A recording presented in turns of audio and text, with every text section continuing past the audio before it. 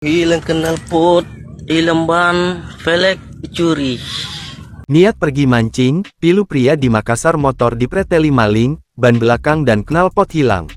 Seorang pemilik motor membagikan pengalaman pahitnya ketika sedang pergi memancing.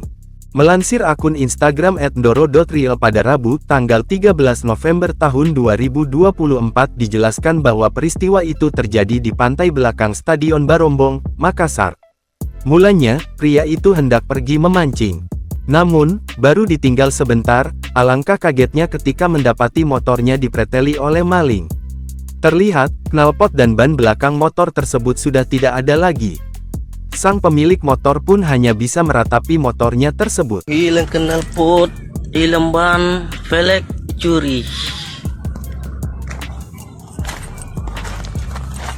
Depan tidak, Ji. Belakang, Ji.